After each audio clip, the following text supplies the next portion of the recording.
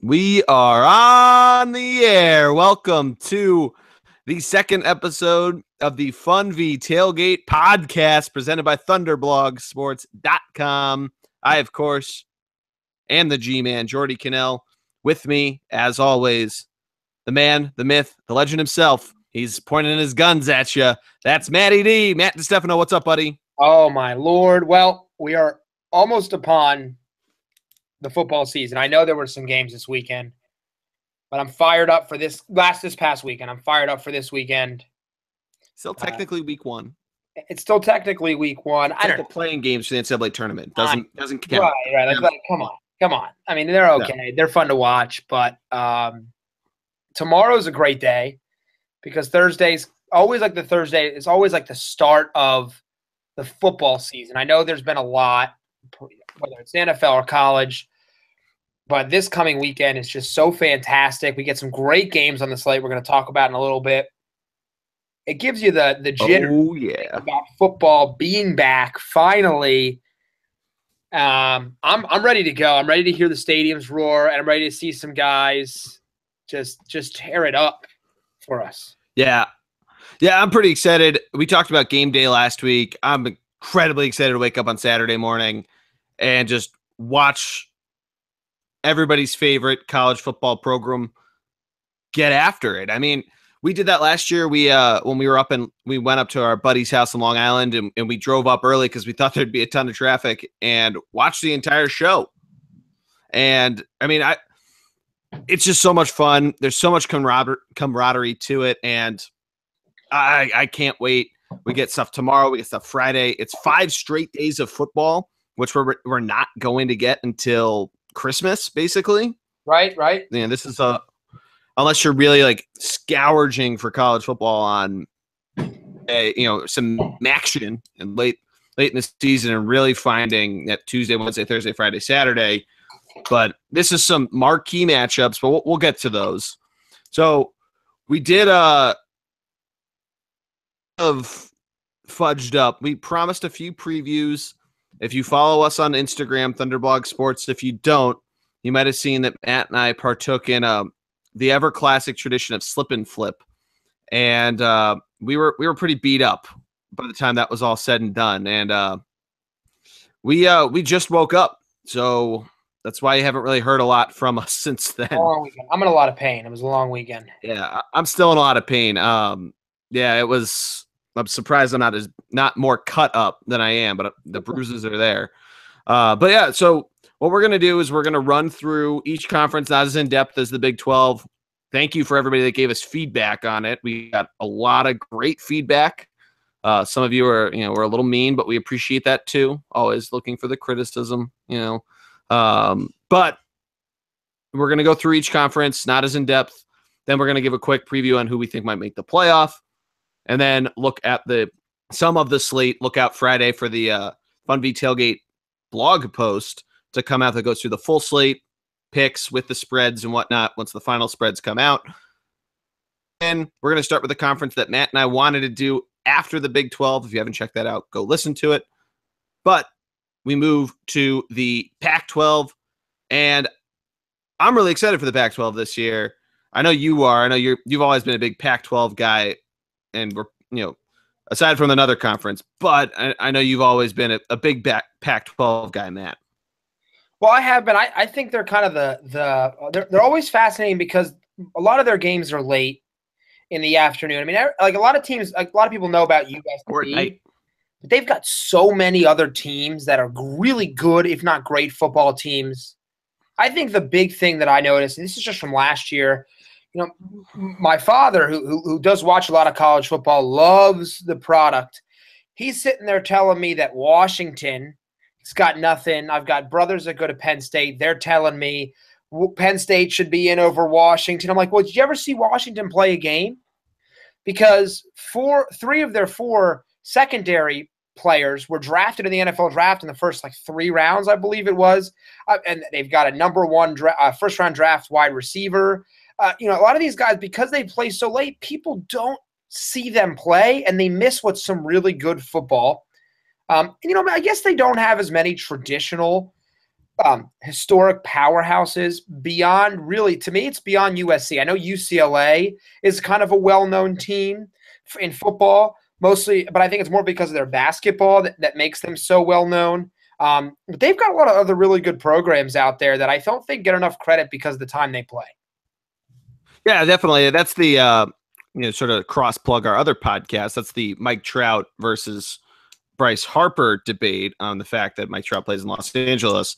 Yeah, I agree. I mean, it's interesting. A lot of those games are played either 4:00 in the afternoon, 6:00 in the afternoon, as late as 11 for some of these teams because they come on so late, especially with national television broadcasts and everything. And for us East Coasters, we're doing whatever. We're either in bed, we're going out, we're doing this, that, the other thing, and you kind of forget about it. You only hear those big names, whether it's the big schools, the LA schools, USC, UCLA, Arizona for the last couple of years, Oregon for what's seemingly about 10 years, but really in the Chip Kelly era.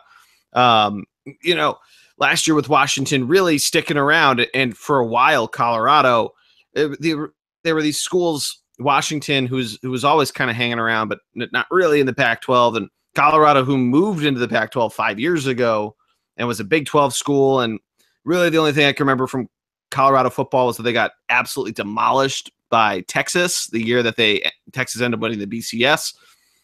So it was kind of, who are these schools? Why do I need to care about them? But I think that it's starting to change. The buck is starting to turn, if you will. And it'll be exciting. It'll be an exciting season to watch. Obviously, the move to having all the different teams has been great for them. It's been great for all the different conferences and having the large divisions.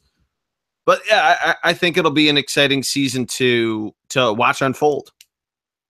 Yeah, it's going to be a fascinating conference for a lot of the reasons that you just pointed out. I think we can both agree that a blue blood is back to some extent in USC. We saw that last year. Yep.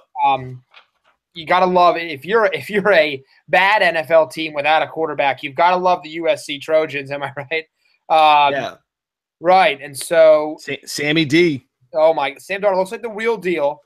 9 straight wins to end the season last year. He lost to Utah. It was his first start, which was a pretty darn good team last year. I think people surprised a lot of people. But they've got a lot of going. They have lost some talent, but they've got it going on. And also, I think people are just forgetting that Washington was the 4th team in the playoff last year, and had a pretty darn good season. And they returned their starting quarterback, which I think everyone seems to just completely forget. I'm not sure why, because that's a heck of a return to get Jake Browning back as well. Yeah, definitely. And we get a lot of returning players. Some of the bigger names are out, at least the biggest name, Christian McCaffrey, obviously with the Panthers now. But a guy that I know you and I have both been really excited for, and I've really been excited to see him kind of take the stage, and we could see it really happen in the USC UCLA rivalry. Is Josh Rosen, the quarterback of the Bruins. I mean, I think UCLA definitely had a few unlucky losses last year, coming off a 4-8 season. I think they could make a run. We're going to see them on Sunday night against Texas A&M. We talked about that a little bit last week, or no, we haven't yet because they're in the SEC now. Damn Texas schools moving around. But yeah, I mean, I think with Jim Mora at head coach and really needing to rebound, I think it might be an interesting run for the Bruins and the Trojans coming up towards that same weekend as another great rivalry in our lives. Well, we'll get to that. Yeah, we'll get to that. Yeah. Well, look, let's jump right into it. If you had to go ahead and choose let's just start from the bottom. The team you think is going to be the biggest struggle this year in the Pac-12. Do you have a number 12 team in the Pac-12? Yeah, probably go with Oregon State. Okay. Not really a big believer in them. Let's pull them up here. Yeah, they're not really a great defensive team. We've seen that kind of blow up in their face a lot. Their defense isn't that great, as I just said, but Yeah, I just don't think in that North Division we see Washington. We have Washington State, who could be really great. Oregon always is dangerous. They do return a lot of starters on defense. That's one thing you can give them a nod for. But I mean, they play a lot of their bigger opponents on the road. They play at Oregon. That's never good. At Arizona, not good. They host Arizona State, but Arizona State could be really good. I just think in a conference that's known for being as high flying and great as they are, the real big thing that they have going for them is that they're returning a lot of their skill positions, but their line, no pun intended. Right. Yeah, I don't really think and I agree with you. I don't really know if there's a horrible. I thought I actually kind of liked the way they finished the season. They've got a tough schedule. To me, this is actually a conference that doesn't really have what I would consider. I mean, if you played out of conference games, then I don't know if they have bottom feeders some of the other conferences do. I think Cal would be my number 12, but I don't know if they're terrible. Yeah, I'd want to play them. It's Coach Wilcox's first year out there, Justin Wilcox. So kind of a new scheme. They've got some holes to fill. But I mean, I would probably pick them 12th. I think Oregon State's got a little bit going for them. Excited to see Jake Luton in his second, a front runner to be the quarterback, because they really have struggled at that position since Sean, is it Menoin, I think it was, that went off to the Rams, I think it was, the draft. Yeah. Sean Menoin. Right. Yeah, it's a 15 draft. He's done through 2014. Right. So, yeah, I would agree. I think Oregon State's, they're my number 11. I think Cal is 12 just because there's a new coach there. Yeah. Yeah, I agree. I was going back and forth between the two of them. Oregon just had a little, you might want to call it unluckier season, but it's definitely those two at the bottom. We can, and I mean, I'd say Arizona might be next. I hate to say that because of how they had been right in years, but they're not really looking like they could. Last year they had a really disappointing season, but they're not really looking like they could be back to that Rich Rod number 2 team they were 3 years ago. Right. I mean, think about this.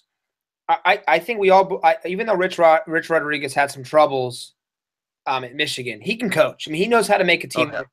But this past year, the 2017 NFL draft was the 3rd time in 5 years that 0 Arizona Wildcats were drafted. Wow. So to think about that, it's not the lack of coaching, it's the lack of recruiting.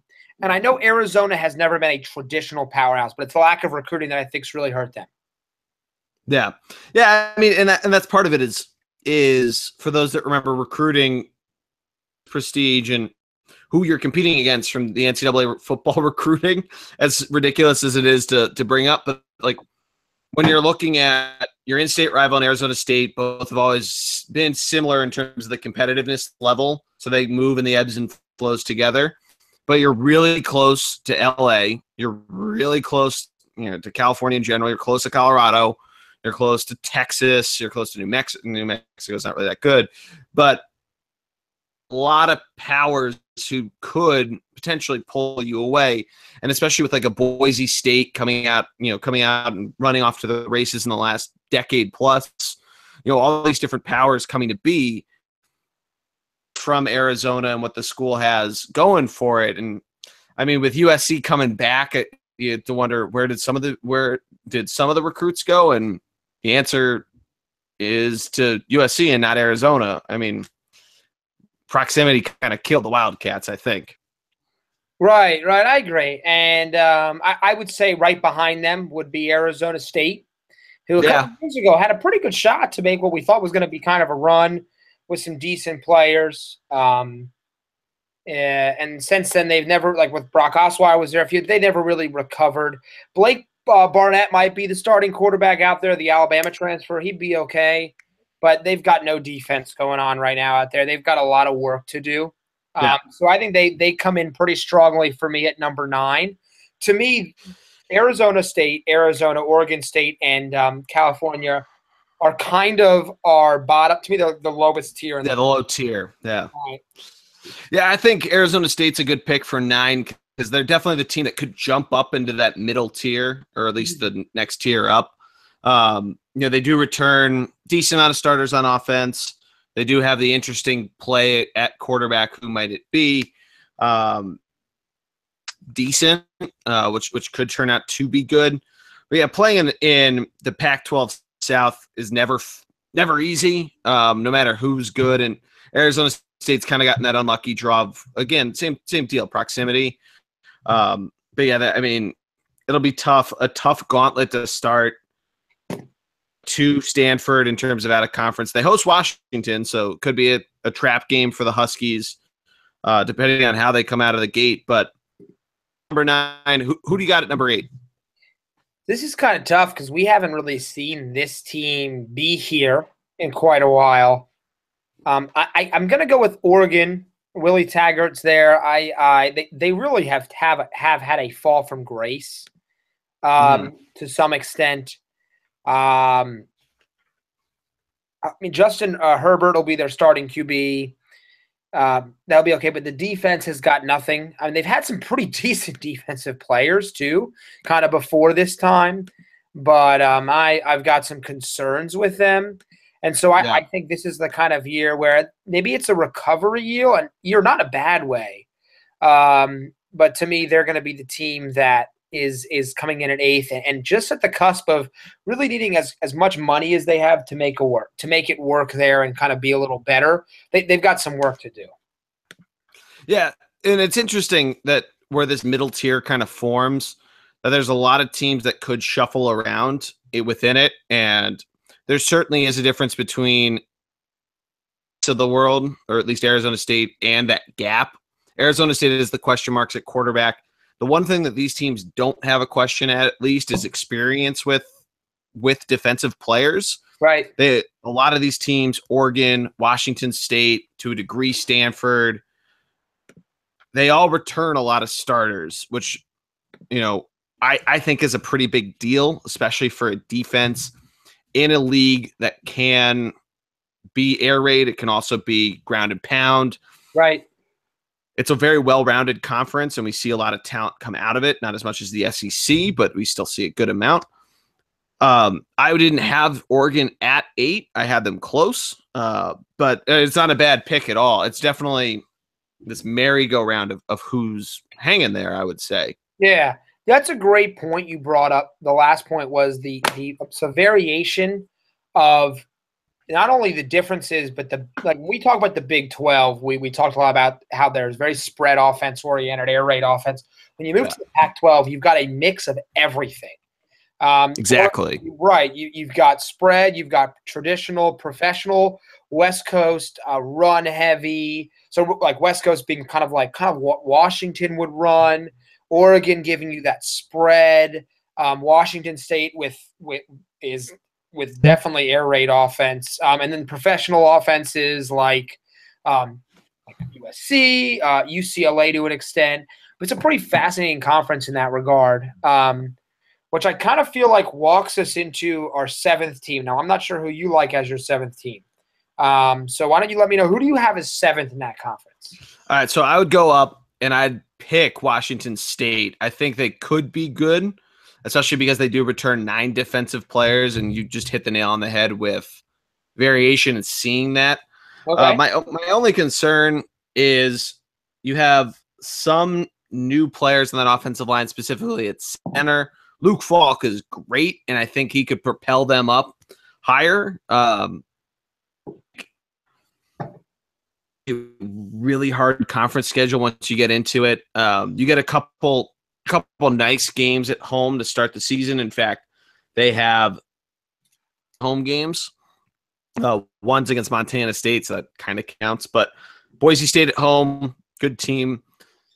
Oregon State at home should be a win. Nevada at home. Nevada can sometimes bring it. USC at home, which I think if they can play that close, easily see them moving from a number 7 team to a much higher spot. Right. What concerns me is that they go to Oregon, which I actually had Oregon and Washington State flip-flopped in my original rankings. This game partly because of it. At Cal should be a win. Home against Colorado. At Arizona, Yeah. Again, going down into the desert troubles a lot of teams. That's why, even though we just talked about how we don't think Arizona could be good, it doesn't. Going down to one of those two teams, either the Arizona schools, has troubled a lot of Pac-12 teams. We'll get back to this as we get to the higher part. But home against Stanford, who we'll get to in a few minutes, play games to end it, including at Washington for, I believe it's the Apple Cup is their rivalry. But yeah, I mean, it'll be interesting to see how they do it. Did you have them at number 7, or did you have them higher, Matt? Well, I actually like them a little higher. I think Mike Leach is a great enough coach. I think the word "great" in an unconventional sense to give them a win or two more. And I think you're going to be surprised. The intangibles. Right, by how they operate with that experienced quarterback. I think the reasoning I'm having them a little higher is two teams we're going to talk about in a moment that I think are going to struggle for various reasons this year. So, but I do like – I think you're right. Like, they're kind of on the cusp of on that teetering point of good or bad. I think they're going to fall behind. I think they're going to push ahead of two teams. One being Utah, who I think is actually going to be better than the team I'm going to speak about in a second. I really like Utah. I love the program. I just think 8 NFL draft picks, the most in the Pac-12 last year. They've got a lot of talent to replace. So they're going to need a little work. I've got them actually ranked 6th in the conference. Okay. I've got Washington State 1 ahead. The team I have ranked 7th is, I think, a team that's going to surprise a lot of people, and I think it's going to see the major firing of a coach in the Pac-12, and that's UCLA. I think really? Wow. I think Josh Rosen has got a ton of potential. Wow. This team has consistently had excellent talent. We've seen a lot of that talent go to the NFL, which is great. What we haven't seen is Jim Mora be able to really put a great team on the field and consistently win games. Yes, they win a big game or two. Yes, they've got a ton of talent, but I've never really seen them put it all together and be the kind of team I think we think they should be. And I think Josh Rosen's got some Josh Rosen, excuse me, Rogen's an actor, has some head issues that I think he needs to deal with. While I do think they have the potential to win the conference, that's how good I think they could be. I don't know if they will be, and I think Jim Mora will be fired at the end of the season. Interesting take. I had, for me, my top 2 in the 2 divisions were solid 4 for me. I could see that, though. I could see some struggles.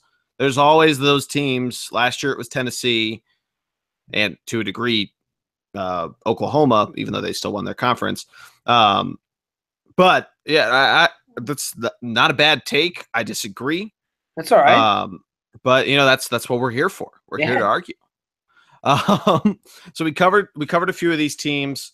Before we move on from the middle tier, I want to ask you, Royce Freeman, 900 yards from breaking the school record. How many do you think he's good for this year? How much? Yeah, I think it's Oregon.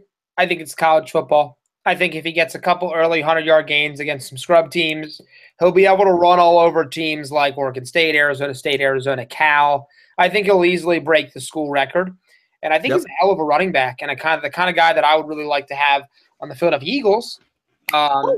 And so big fan of his, why I think they're going to struggle anyway. I think he's going to easily have that school record over some pretty darn good running backs, a.k.a. Jonathan Stewart. He's a heck of a ball carrier, and I'm pretty excited to see him break that school record. Sure. All right, so we covered one of our top tier teams. We got 3 more. We're going to start with, I'm going to presume it's your number 4 team. Or I guess Stanford. Is Stanford your number 4? I'm losing track of who we've covered and not covered. I've discussed a couple teams. No, my number 4 team is Colorado. Oh, yeah, Colorado, the good old Buffaloes. They have some great receivers. Phil Lindsay at running back is fantastic. Quarterback, we're going to take a step back, but Steven Montez is good enough. So I'm a big fan of Colorado. I think they're quietly building a fantastically good program that has more longevity than the ones we've seen in the past that have had some great seasons. To me, they're my number 4 team, unless Washington State or, I know I ranked them 7th, UCLA, has some magic. I think they're locked in at 4 for me. See, what's interesting for them, and I had Colorado at number 5, which is part of why I jumped ahead of them. I don't have them getting that close this year, is because of the fact that they don't return a ton on defense. I'm really holding that to a high standard. They return a lot on offense.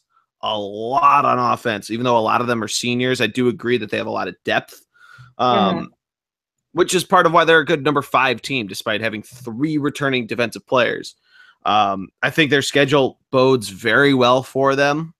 The only truly tough away games they have are at Utah, which is their finale. They beat Utah by only 5 points last season. At UCLA, which could be an early conference classic. And then really, I mean, they have at Oregon State, at Washington State, which could be interesting, at Arizona State, which we just talked about the desert. But yeah, I think it could be a fun season to watch for them. Definitely a solid top of the heap. But definitely a good spot at number 4 for them. Yeah. Let's move on. Number 3 is Stanford then for you? Yes, and I would actually say that North remembering. Number 1, 2, and 3 to me are the only teams in the Pac-12 that I think have a shot at making the college football playoff. Right. Stanford's ranked currently 14th in the nation. Washington State, by the way, ranked 24th, even though we've ranked them a little lower in our particular fields here. I think Stanford's 14, Washington's 8, USC is 4. To me, they're the 3 teams that have a shot at the playoff. I don't even care about their players. I think David Shaw is one of the best coaches in college football. I think he's good for 9 wins guaranteed. His talent gets him to 10 to 11 this year. I mean, to replace Harbaugh and bring in a guy like David Shaw who's had so much success, it's a testimony to that university and also how good of a coach Shaw is. Yeah, I don't disagree. I think that they definitely rebound from that season last year that was injury plagued, some unlucky games.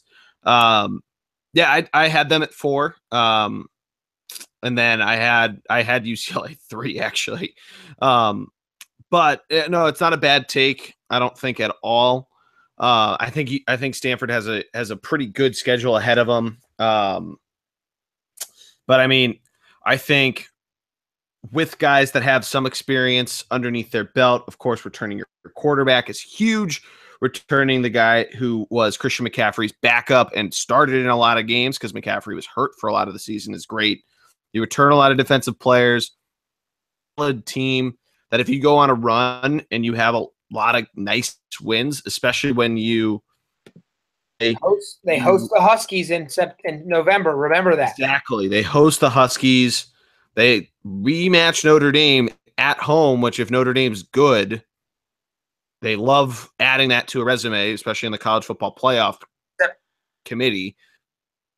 Yeah. I mean, this could be a nice run for them, especially in that late 3 home games to close out the season. And they face really their last 5 games from their last bye, which is October 21st. They have 5 straight games to close out the season. At Oregon State, win. At Washington State, win. And then 3 home games to close it against except for California, 2 quality opponents. Gotcha. Yeah, no. They've got a real shot to make a lot of noise. They're a tough team to match up against because they kind of run a unique in terms of their ground pound toughness. They're very difficult to judge in that regard, which I think is important. I mean, they've always pumped out NFL quality talent. Solomon Thomas, Christian McCaffrey, both top 10 picks this past year. So I do think, I think I put Washington ahead of them. We've kind of touched on them a little bit. They have lost a ton of talent. You cannot deny that. But they still got Jake Browning. Still got Jake Browning. My boy. And I think Chris Peterson I think he's a better coach than David Shaw, who I think I would take as an Eagles head coach. Although I think Peterson's more suited for college, but he is an absolute success story, and I love that team. Once again, they need the secondary after losing Budda Baker, Sidney Jones, and oh my God, the other corner is going to slip my mind. But losing two corners and a safety to the NFL in the top 3 rounds. That is very difficult to recover from. And in this conference, facing teams like USC, Washington State, Oregon to an extent, UCLA, they're going to need that secondary to gel. But they, to me, are my number 2 team. And I even think more of a lock to be number 2 than USC is to be number 1. And what I mean by that is I think they're guaranteed to be number 2. I don't think they'll be number 1. I think USC like at the end of the the Pac-12 or the end of like the CFP? No, Pac-12. I think they're more of a lock to be the second team, as why I think USC and Stanford can flip-flop a little more to me. I just feel like those are the 2 teams that are going to win the conference, while Washington's locked in at second. I don't think they're going to make the college football playoff again, but I love the way that program is going, and they're fun. I like their style, their uniforms. They're a cool team.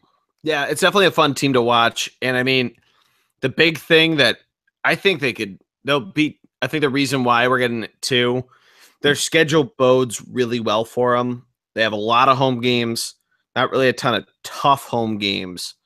I think their toughest home game is hosting UCLA, which we talked about before. Their hardest game is at Stanford, which we also just talked about. And I mean, those are late games. You could easily see Washington walk into that USC home game 7-0, and then possibly walk into a Stanford away game 9-0, which that, of course, would probably determine who wins the Pac-12 North. But so be it. It's college football. There's always crazy things that happen. I'll tell you. But I definitely think they repeat as North champions, but not as Pac-12 champions. Right, and I got to watch out for, before we move on to USC, their defensive tackle, Villa, who is a monster.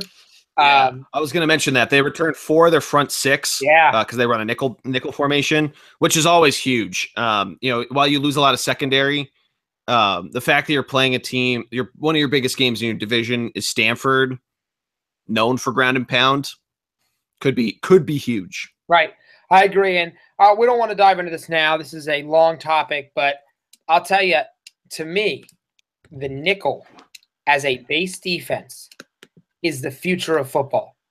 Whether the reason it's been the future of football for like 6 years. The Packers perfected it to win the Super Bowl. Right. And I think if you're a college coach, if you're a college or NFL guy, you're looking for and I don't know if I haven't seen him in the pros yet, but you're looking for whether it's a Derwin James, who we're going to get to, or a Jabril Peppers, a safety linebacker combo who can really fill the nickel role and beyond is the new defensive superstar. It's no longer a middle linebacker. It's no longer a key defensive end or a shutdown corner. It's the joker who can do it all and allow you to compete against the spread offenses that are starting to trickle into the NFL. I think that being said, and I'm sorry, you can comment. I don't want to cut you off if you have a. No, I agree. I was waiting for you to get onto USC because I think. Oh yeah. Unless there's some type of 2009 USC type of debacle. It was either 2009 or 2010. They were the Matt Barkley debacle year. Yeah. Where they were where they started the season at like number 3 and fell out of the top 25 like through 6 weeks. I think this is one of the bigger runaways to at least the Pac-12 championship that we have in terms of college football teams going to their conference finals, if not to the CFP. I mean, we mentioned Sam Darnold. You got a lot of guys. You have 7 returning defensive starters, 5 including your center, including your right guard, left tackle. Of course, blind side is not returning, but you still got your running back. You still got a number of wide receivers. I just think USC's got a nice team ahead of them, or a nice team stacking up, I should say. And they got a lot of games that, at least out of conference, that I think when they scheduled, they thought were going to be marquee matchups. Most notably hosting Texas, which we talked about last week, could be good depending on how Texas comes out. Should be a win for them, though. At Notre Dame, like we mentioned before, if Notre Dame's good, this is a game that's going to be on ESPN or on NBC if that's a game that NBC scooped up for Notre Dame coverage. I hope they suck. And that's our Notre Dame coverage. Yeah, all you're going to get out of me Notre Dame other than no. But go on. Sorry. Yeah. But, I mean, they host Western Michigan, who we could reference. I don't think Western Michigan is going to be Western Michigan from last year. I would agree. But then really looking at the rest of their schedule, the biggest and toughest away game they have is either at Notre Dame or at Colorado. And we're pretty bullish on Colorado and what they're bringing back to the table. But, I mean, every other quality opponent has to come to the Coliseum. And this might be like mid-2000s USC. That's just really, really fucking good when they're in LA.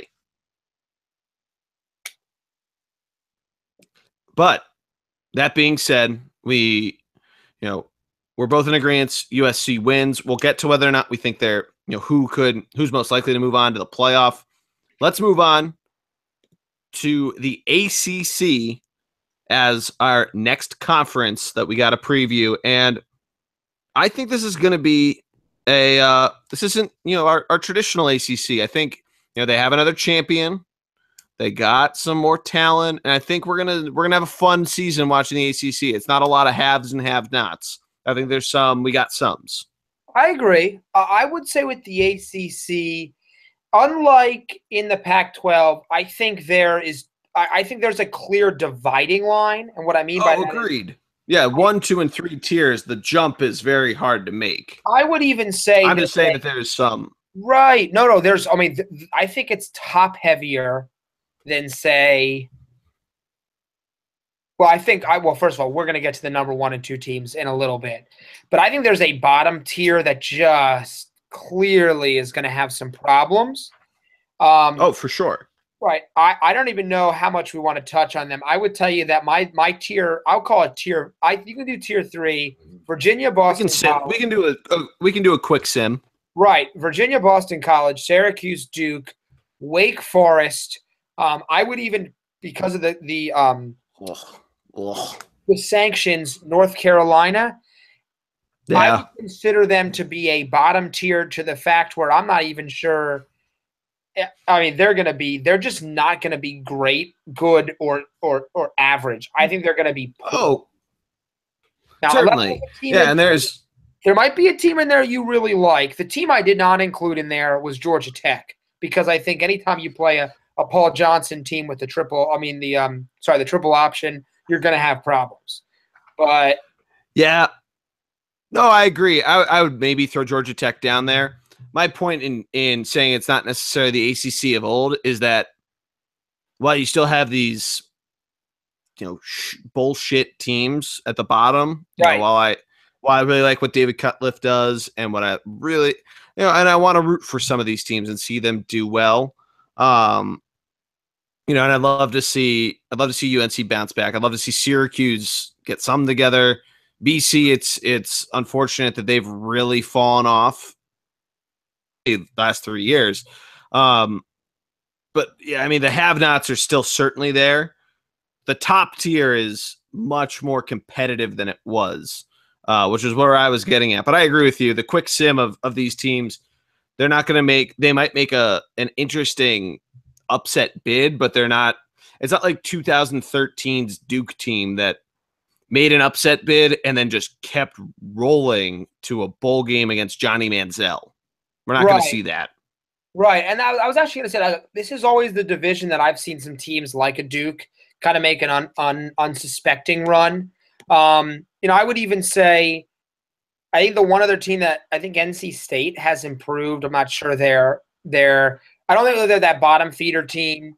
It's weird though, because if you look around, there have some, I'd say. Right. If you look around the NFL, you can find some pretty darn good players that have come out of these colleges, by the way, which is, I find Virginia, which might lose the ACC, has consistently produced decent to excellent NFL players, which I find fascinating because to me, there's plenty of talent. It's just they don't gel like they can.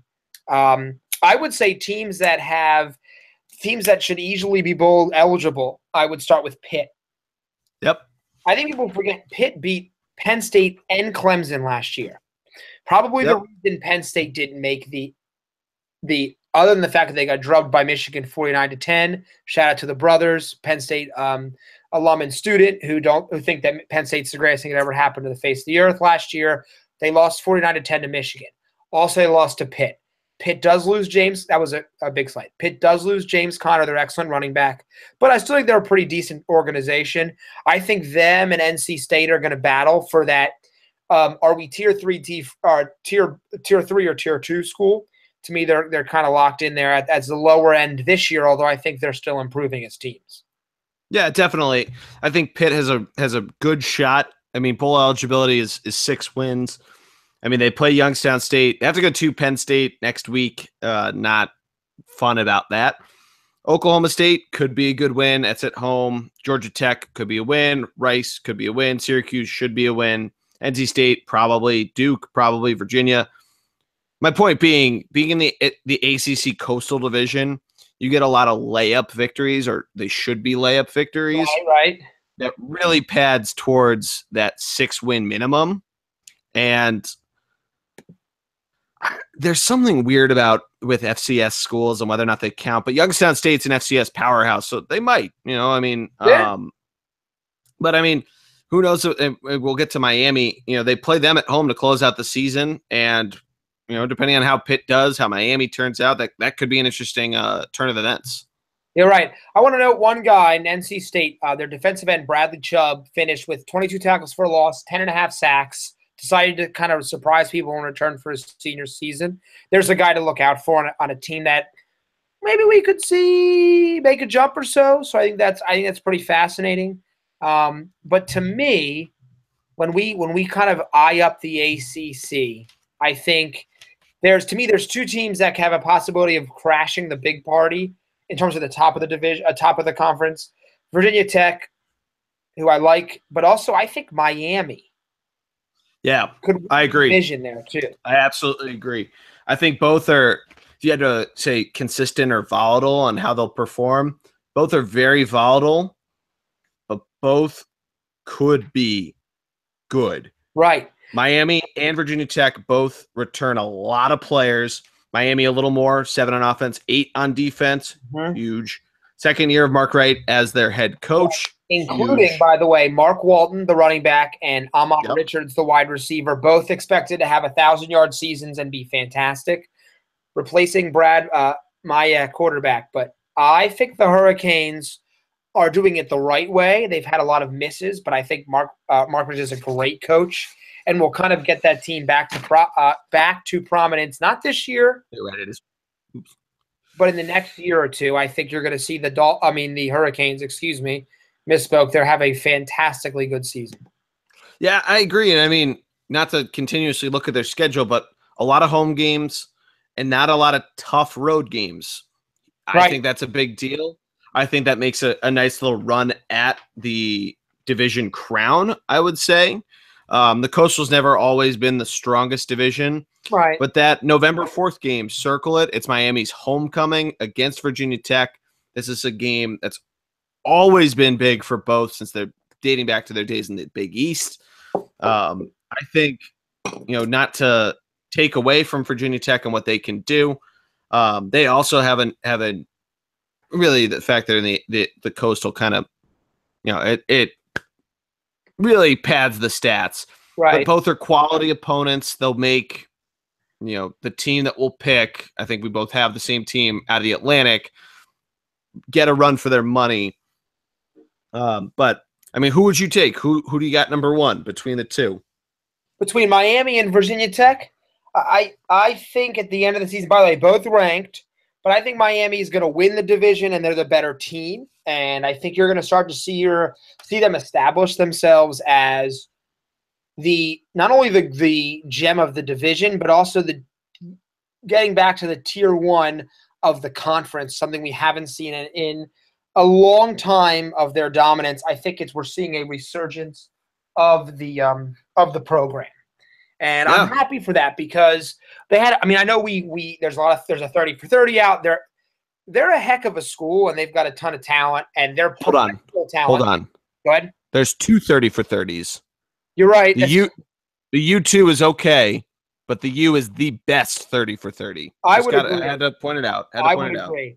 I think they're going to return to prominence as not only a division and conference powerhouse, but also a national powerhouse. Something I think that'd be good for college football because they bring a lot of swagger and arguably good for CFB. Arguably some of the deepest professional NFL roots that you can find out there. The University of Miami, the U, would be way up there. And also, I got to tell you, they're just cool. Like, I want to be I want to be a Hurricane fan. They're fun, and I'd love to see them kind of return. We've seen glimpses in the past decade, but never really as strong. This is the guy to do it, the coach to do it, and this is a team on the rise. But that being said, I think they are stuck behind the big three, but I think there's a clear number 3, and it's number 3 due to one particular person, one of the most underrated returning Heisman winners ever, Lamar Jackson, who is honestly fantastic, who should be invited back to New York if he has the kind of season he had last year and can really do it all. Not sure he has a place yet in the professional football league, the National Football League, but Lamar Jackson's fantastic. Do you have them as number 3? I do. I agree that they're number 3, clearly. And Lamar is – it's not like Stanford to me. Like, No. I agree. Okay. Part of it is that Louisville was a little shaky last year, even with Lamar QB, and he was a little shaky down the stretch as well. Very clearly the Heisman winner. I agree. I think he's an awesome candidate to win it twice. What I like about them is that they do host Clemson early. True. That could be a nice little flip-flop in terms of my number 3 and my number 2. But, the thing that concerns me is that they were a little shaky. They don't return a ton on offense, and they return one offensive lineman, which I think it's not something you hear a ton. We've heard a little more of it in football analysis with the rise of Dak Prescott and Ezekiel Elliott. But the O-line returning and being a cohesive unit matters, and it certainly is huge here. Lamar can do a lot on his own. That's why he won the Heisman. But I think that's what has me concerned. And I think it depends on how that week 3 matchup goes against Clemson, but I'd say they're solidly number 3, and Clemson is my solid number 2. We'll get to Florida State being number 1. Right. But I think transitioning over to the defending national champs. That's correct. I'm with you. I think Clemson, they have so much talent. Don't get me wrong. They lost Mike Williams to the NFL. They bring in Deion Kane, who was there last year, as well as and Watson. Let's not forget Deshaun. Correct. Dexter Lawrence is a monster defensive tackle. Christian Wilkins is another defensive tackle. They're loaded defensively. Yeah, they return a lot of defensive players, which is why I put them over Louisville. And I don't think a lot of people know that their defense is as good as it's been because they knew Deshaun Watson, Wayne Gallman, Williams. They've consistently sent guys on their offensive line and out of their linebacking core to the NFL and replaced them with guys that they sent to the NFL. Right. If it's third time's the charm, great. And it's certainly possible that it can be. I mean, this is, there are 7 guys on their defense returning. These are guys that know how to get it done. They're going to teach it well. They obviously have a very good defensive staff. And go for it. I just think we'll get to Florida State in a second. I just think it's an interesting schedule they have at Louisville. They host Florida State, which is big, but at Virginia Tech could be interesting. At the Qs could should be a win, but you never know. It's a Friday night game. They have a bye week next. Do they overlook? Who knows? I'll tell you. And the schedule a little weird with hosting the Citadel in an SEC mid-November bullshit game. And then they're at South Carolina. We'll get to the Gamecocks, but we'll see how it all shakes out for them. Right. I think Clemson is the first team. We've talked about the Pac-12, talked about the Big 12. The first team that has the opportunity to not win their conference and make the playoffs. They're ranked number 5. They've got the pedigree. They've got the talent. If the quarterback struggles, if they struggle early, they still have the potential because of their early rankings to dive back in to get number 4, like the 4th team in the college football playoff. We'll talk about how we feel about that later. Yeah, I was going to say let's table this because I actually on the Big 3. I have an interesting question, but we'll kind of circle it into. Of course. Let's just jump right into Florida State. By the way, I think Florida State will decide whether Francois. Week 1, to me, I don't care if Alabama or Florida State wins Week 1. I really don't. No. I think if either of those teams lose, they shouldn't even move in the rankings. I agree. Right. I know you mentioned that Alabama's playing a cupcake in the middle of the season. What I've never had a problem with, though, that because Alabama, we'll get to them, but I give credit to Florida State and Alabama for playing each other Week 1. It's a huge game. No. Florida State has some nasty players. Not even on offense, defense. Tavares McFadden as a corner. Oh, my, he's amazing. But I think really Derwin James, who was almost injured all last season, he is one of the few players has a chance because of his position, like Jabril Peppers was last year, to potentially win a Heisman as a defensive player. They're good, they're nasty, and they bring back Francois this year. To me, they are the locked-in team to win the ACC, and to me, they're going to end up being the 3rd team ranked in the college football playoff. Yeah, I think they're definitely going to roll to it. Like you said, on the side of Florida State, or not on Florida State, on Clemson, that if they lose early, they can move along. And this is sort of the reason why we've seen conferences, specifically the Big Ten, decide to loosen their college scheduling or their conference scheduling, is to allow for these early season losses. Because certainly, at least on the human effect, and it happened with the BCS, and that's why a lot of people hated it, but that ramping into the playoff or the postseason certainly makes a difference. I agree with you. I think there's a lot of ways that they can easily run through it. They draw a really easy side of the Atlantic or of the Coastal for their interdivision games. Really, any tough teams that they have are at home. Miami's at home. NC State's at home. They go to Duke, but that's not really a hard game. I think Florida State waltzes pretty easily to the Louisville home game at the end of October. Could be an interesting game. Could be a win. We'll see how Louisville does. Then at Clemson, big game. But I think their finale against Florida is kind of a show-me game. True. Depending on how Florida does, and we'll get to Florida. Right.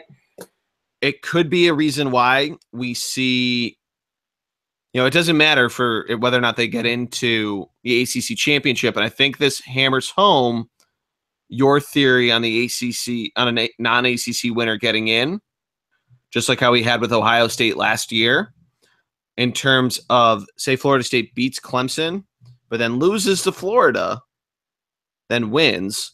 But if there are 2 lost teams, say they lose to Louisville or they lose, however it goes, we could see, or they have already lost to Alabama. They're a 2-loss team then. It'll be interesting to see. It'll be fun. The end of the season, especially with these in-state rivalries that are ACC, SEC. This will be the first year that it's put, hopefully, at least on paper, the most compelling of those in a while. Mm-hmm. Last year we had, or a couple of years ago, not last year, Clemson routed South Carolina. A couple of years ago, South Carolina did beat Clemson. Last year, Kentucky beat Louisville and derailed that whole season. We have, of course, this game. We have the Georgia Tech Georgia game. But this, I think, is the most meaningful in a long time. And it'll be fun to watch. Saturday after Thanksgiving, we're all still full from turkey. But I agree. I don't think it's going to be a very hard road for them to making it into the playoff for the first time since JMO was at the school. Jameis Winston, of course. But yeah, I mean, I think, and we'll come back to the three teams because I do think it's an interesting question in terms of how the CFP and ultimately the New Year's Six shakes out. But let's move on. Let's go over to the SEC since we started talking about them anyway. I think it's going to be an interesting year. Are they still the best conference, Matt? No. This year, they're not. I don't think they are this year. And I think the conference we're going to talk about next is. I think part of the reason is the domination by number one in that conference, which we'll get to. I think there's a couple years where some teams are taking a half step back, not in a bad way, just a young team. But I don't believe they are the cream of the crop. I also don't believe they have as good of a chance as the ACC, as well as the Big Ten, for having two teams in the college football playoff, as we have seen in constant years of teams threatening for that. And I think it really starts if we go right to the bottom. And I'm going to grab a team that I think is actually not going to be the last team in the division. We'll get to them. But a team that shows kind of where the SEC is going, and that's Ole Miss. Ole Miss has had some massive overturn with their coaching issues and off-field issues. That's the kind of – to me, they're the kind of image of the SEC. But I will say this, and I don't want to just drive into Ole Miss for a second here, but they have a very good middle tier. They have a bunch of teams that are ranked or should be ranked that can play. They just don't have elite teams like they've had in past years. Maybe the reason for that is because some of these teams were a little overrated in previous years. Not all, but some. And I would say the one thing I've noticed, and while I don't think college football is nearly critical on this as the NFL, the lack of quarterbacks that come out of the SEC is almost to this point appalling for all the other talent they have there. When you look at these best programs, and I'm even going to point out Alabama, and I like Jalen Hurts, but they're big-time programs, Alabama, LSU, Auburn, minus Cam Newton, and there's always the exception, Florida. These guys have never had elite or consistently, not even elite, decent quarterbacks on these teams. They've always had guys who have a massive issue in part of their game. And so I think it's kind of catching up to the conference. Although when I say kind of catching up, when you're all the way at the top, it's easy to fall behind for a year and then regain, because I do love a lot of the way a lot of these programs are going. Yeah. No, it's an interesting point you bring up. I mean, there's not a ton of quarterbacks that have come out of this conference. Florida is the big one to produce. You could even argue Cam Newton was Florida. Was a Florida quarterback. We haven't really seen a decent Florida quarterback in a little bit of time now. Yeah, no, but it's 1,000,000% right that you're not really getting it, and it's kind of rotated of where they've come from. And you see a little bit of everything in the NFL. You do have Mississippi State, you have Mississippi, you had Tennessee, you could pretty soon. You have Vanderbilt now again. It'll continuously move around, but it's not one that's, quarterback within the division or within the conference. I mean, part of that you could argue is the quality of defensive talent that comes out of the SEC, considering how quickly a lot of them make an impact in the NFL. But no, I agree with you. I think it's a very running back central conference, and I think you might start to see a change, but I think it's going to stay that way for a while, at least on the offensive side of the ball. Right. But if you want to go, those big boys are also making a huge impact in the NFL as well, right up front. So there's that as well. Right. I mean, Cam Newton, is – I know he had an off year last year. He's been really good. I mean, even – let's go to my last team in the conference, Vanderbilt. Vanderbilt has had some decent quarterbacks. Yeah. Wasn't Jay Cutler from Vanderbilt? That's who I was just referring to. He's right. back in the NFL. Right, Jay Cutler. So, I mean, I'm going to kind of sweep through two teams here. Vanderbilt, Jay Cutler, fantastic in his day. I think they're going to be a struggle. Quick sim. Nothing. I know we've got some Vanderbilt. I've got some Vanderbilt friends. Mr. Ben is a Vanderbilt guy. Mr. Ben. I'm going to call him Mr. Ben. Right, but they're going to have some issues. Well, they have quietly produced more NFL talent that I think most people give them credit for. Yeah. To me, Missouri also is down there. They've had a lot of overhaul. Blaine Gabbert was their quarterback once upon a time. I know he's a bust, but still another guy that got drafted high. To me, they're solely in the bottom. While I also would lump South Carolina and Ole Miss, although South Carolina with Will Muschamp is the kind of team to very much so watch out for in the next year or two. I don't think they've got it this year. And I would put them and Kentucky, like they're not another tier up, but they're like a half step, I would say. I would tell you, I think Kentucky might surprise you. By the way, they've also had some quietly decent NFL talent over the past couple years. They're a dark horse to me. You think so? I'll tell you, Mark Stoops is it's over there. Yeah. They've got some decent Ohio recruits coming out. I'm not going to say they're going to win anything. That's why I'm saying like half step. They're in the same place as South Carolina for me. They could move up quickly, but they're not there yet. I think it's Florida and Georgia kind of battling it. Florida comes out on top. We'll get to why. But I think they're here. Then it's, they're up here and then, take a step down. You got Tennessee. Then you got kind of a mid step and you got South Carolina, Kentucky, and maybe a step and a half. And you got Missouri and Vanderbilt, at least in the East. The West is a little more. The West always gets a little more interesting. Right, I'll tell you. I will tell you. To me, I understand. Like Kentucky, to me, has some issues. Let me tell you something.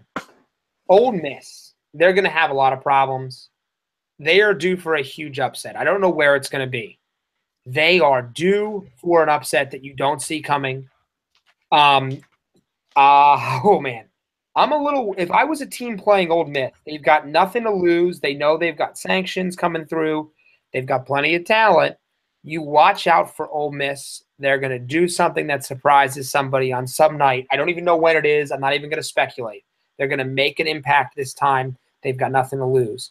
To me, every team we've talked about above Ole Miss has the potential to end up in the top 25, including Mississippi State and Arkansas, who aren't ranked. Kentucky is not ranked.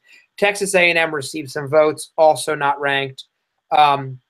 Every team above them has all the potential in the world.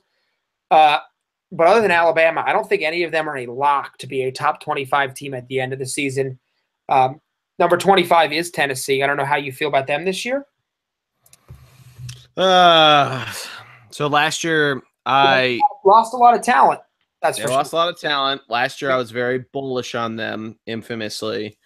Yeah, I mean, they have an interesting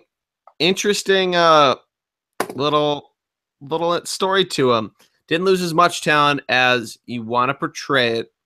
They lost some big names, of course. Returning 14 starters, 7 on each side of the ball. I think the big thing for them is how do they fare against Florida early? They can win that just like they did last year.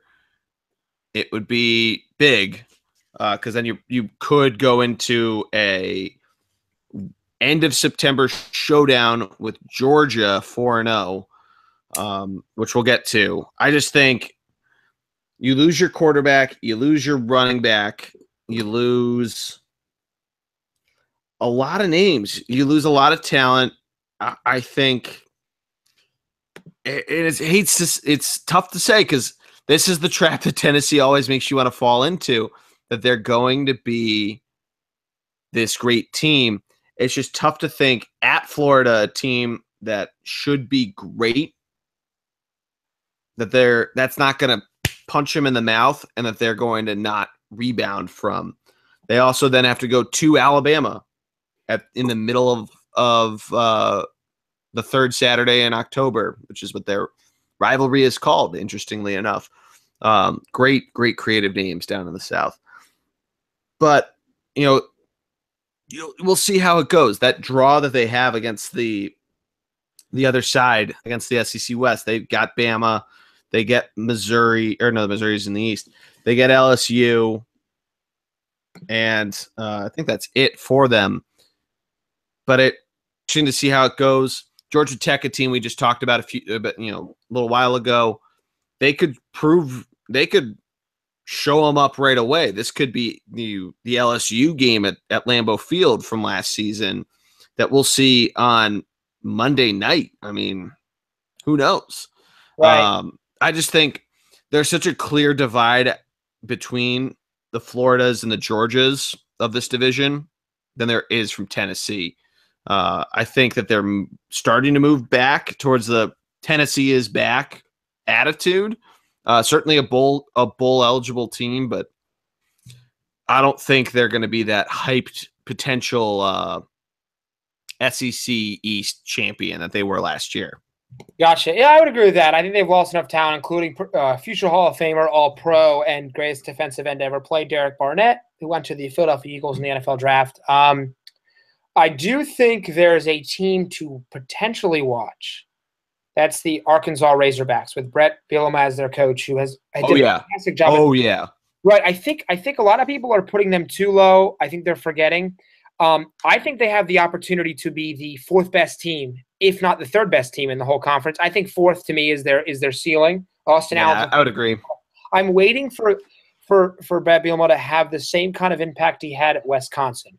Always very good, never great with Arkansas, who've had some fantastic teams in the past. I think they're better than a Mississippi State. I like Dan Mullen and what he's done down there. I think they have a low season this year. And I think they're going to end up being the fourth team over Georgia, over Florida, and over Texas A&M, who I want to touch on in a moment. I know you're bullish on Florida. I know we're going to get into them. I have concerns. I felt like the last 4 or 5 years, Florida ranked 17th in the nation coming into the season. They always have an amazing defense, but the problem is the defense only holds up for so long, and then the offense falls apart. And when the offense can't do anything, the defense gets tired, and they wear down as the season goes along, and they lose games they should win. I think we'll talk about – I agree. I think we'll talk about week one.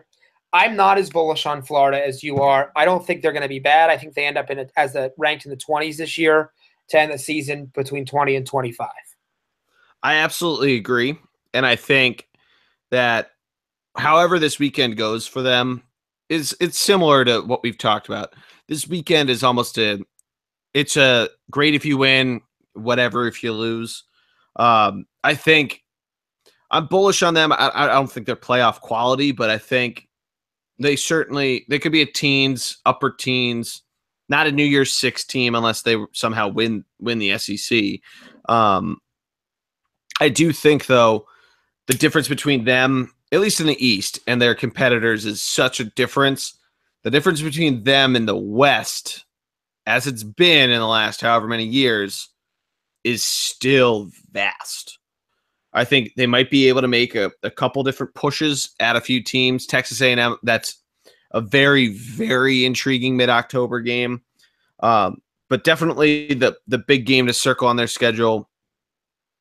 And the reason why it'll be at least theirs to lose. They host Tennessee, and then the Georgia game, neutral site, the world's largest outdoor cocktail party. Right.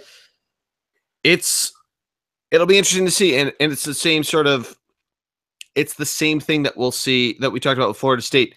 They could make a run at it. They host the Seminoles, but especially if Florida State routes them, then they lose really a lot of credibility. And I think your 20s to my teens prediction is probably their ceiling. Georgia, I feel a little more confident in saying that if they turn out to be great, they could make a run towards the 10s, the tweens, if you will. They return a lot of defensive players. They got some good talent. They return a lot of starters on offense as well. But we'll see. I think it's Florida's to lose there. But I agree. I think the West and what they got at the top it's the same story.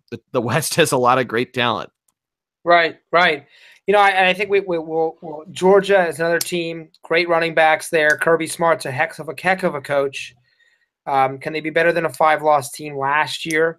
I think they're clearly with Florida as on the programs that are reestablishing themselves because they've been very good in the past, but probably don't have enough talent this year to push to a playoff spot. I want to give a hot take quick on my Texas A&M Aggies. I love Kevin Sumlin, and I think he's a very, very, very good coach. I think he needs to leave Texas A&M. And I'm going to tell you what I think is going to be one of the greatest thing that's ever happened to SEC football. Excuse me. Kevin Sumlin gets fired after a season that he's always had. Good enough, but I'm very good, but not good enough. And a familiar face in college football returns to college coaching, takes over at Texas A&M, and gives us the matchup that I've always wanted. And that is Nick Saban at Alabama versus Chip Kelly at Texas A&M in 2018. I want to throw it out there now.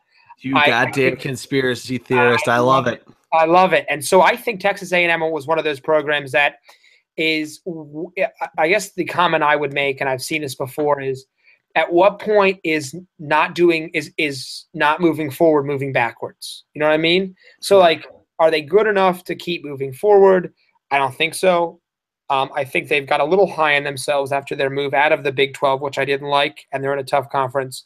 To me, though, I think there's a clear second tier, and I think, Georgia's ranked 15th, but I think the clear second tier is LSU Auburn.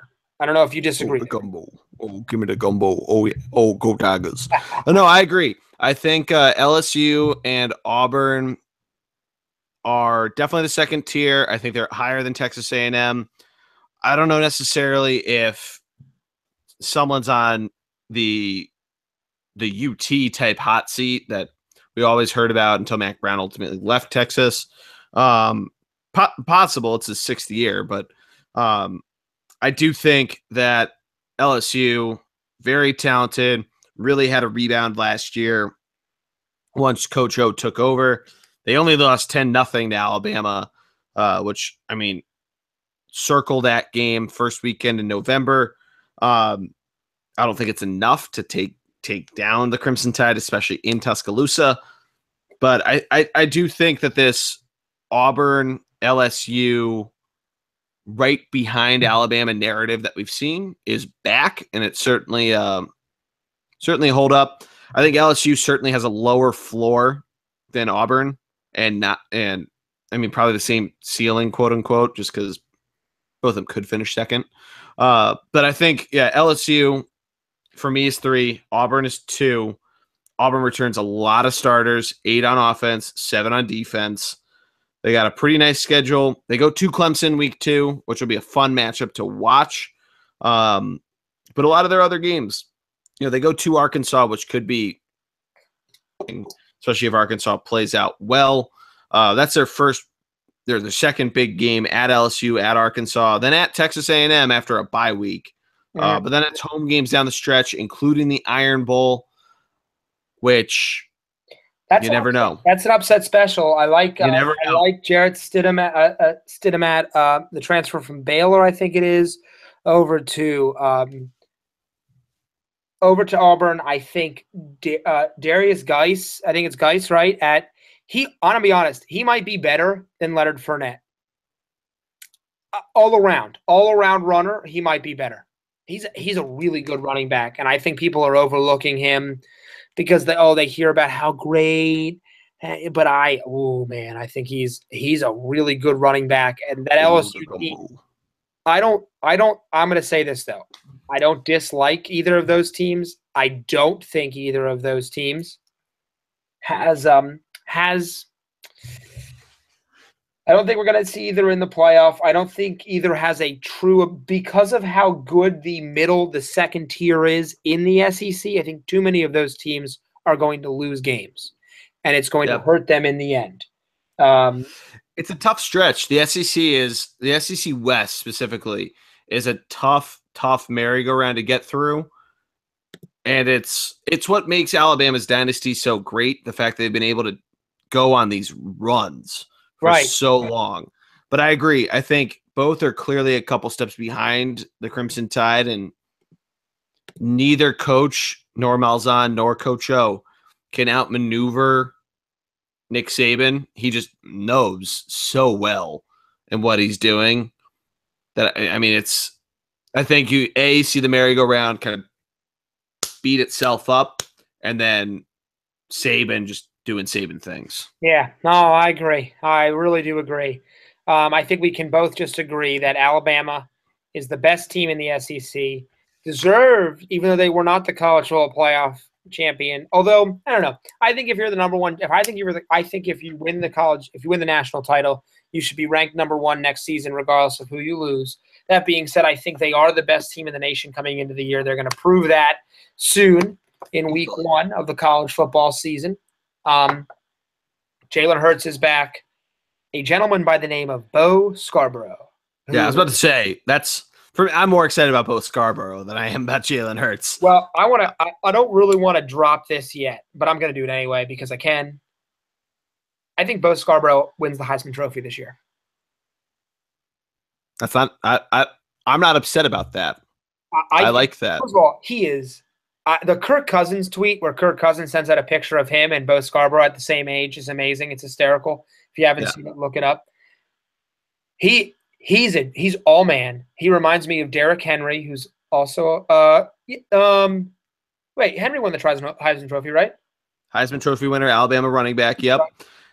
Another guy in the long list of fantastically good Alabama running backs who has a very strong shot at climbing the ladder very, very quickly and being a Heisman Trophy winner. They're loaded again, every position. Calvin Ridley's a wide receiver that not enough people know about. Jalen Hurts is back as a sophomore in that offense. The defense just simply does what they do best. Replaces guys who went on to the NFL as first-round draft picks. Mika Fitzpatrick might be one of the best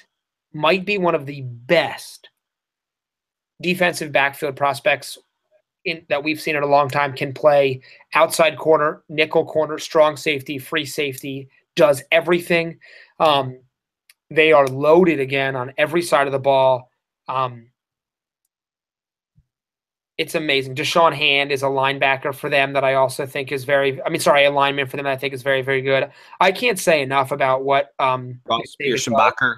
Oh my God. That's like saying his name, but he's good. He's great. I mean, last year they lose as much talent as any team every year and still come out looking roses and should be ranked number one almost every season.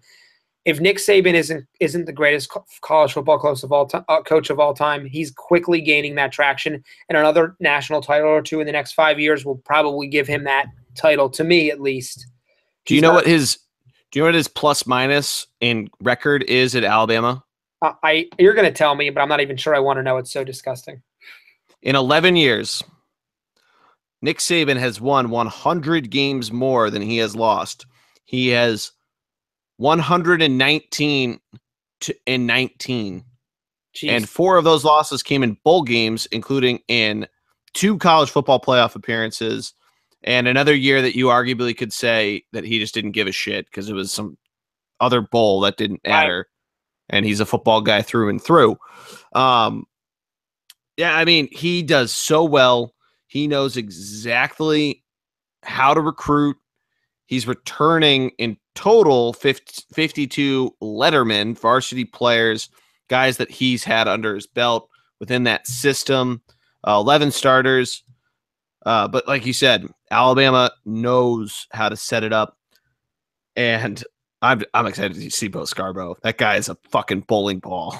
I agree. And to me, they're locked in as the number one team in the nation, as they should be. They'll prove it this coming weekend. So if it hasn't been already clear, they're my pick to win over Florida State. But let's jump to what I think is the best conference in all of college. I was about to ask. You said. I think the big SEC is not. Yep. Oh, it's obvious. It's the only one we haven't done. But it's not even. I think they have the strongest tier 1 in college football. And I think they have the strongest tier. I'm not even going to say 2 because I think SEC's tier 2 is better, but the tier 3, I'll call them, is also incredibly strong. They are top to bottom the best team in best conference in college football, and more so, the only college football conference that has more than 2 teams who I think can make the college football playoff. Yeah, I would agree with that.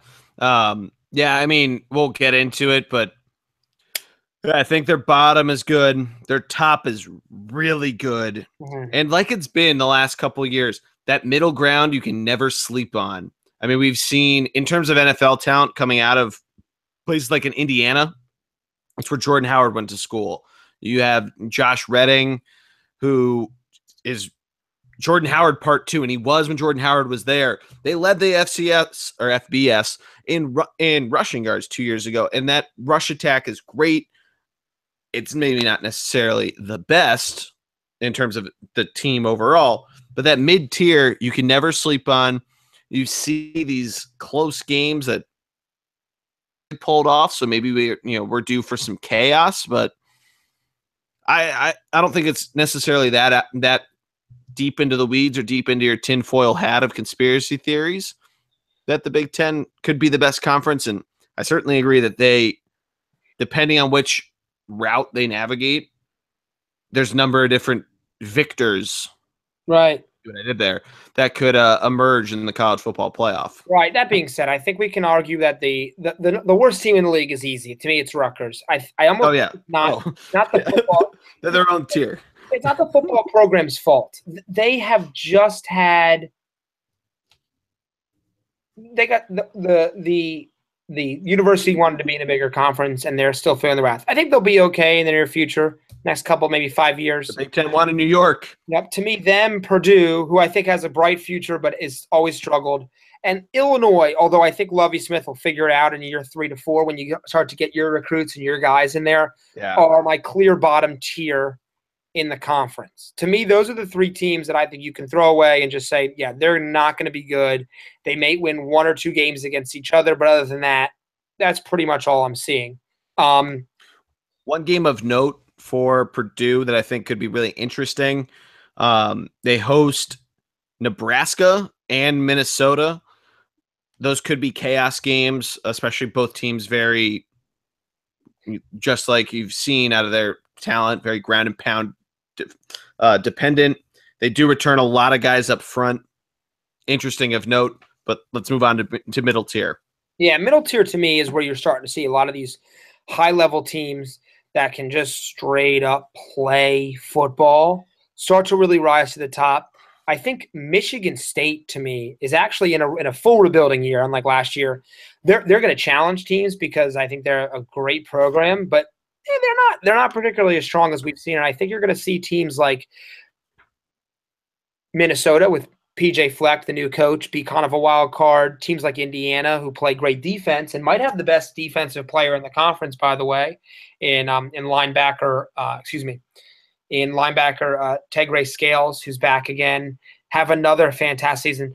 They're the kind of teams that could surprise a few people, whether it's in conference or out of conference. I also think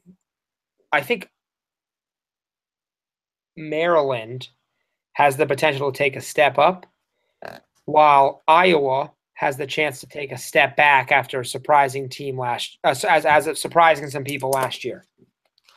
I don't disagree with that. I think Iowa's definitely due for a correction. Last couple of years, they've had a couple interesting runs. Yeah, Maryland's an interesting take. I don't necessarily agree with it.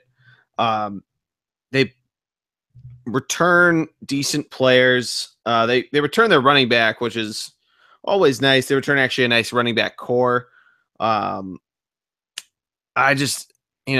think, especially in the Big Ten East, you might see them. Like I said before, there's shock potential there, but a lot of their big games they had last year, now they have to go back out on the road for these. And I mean, some of these games they even had at home, like they got routed by Ohio State once they really got exposed last year.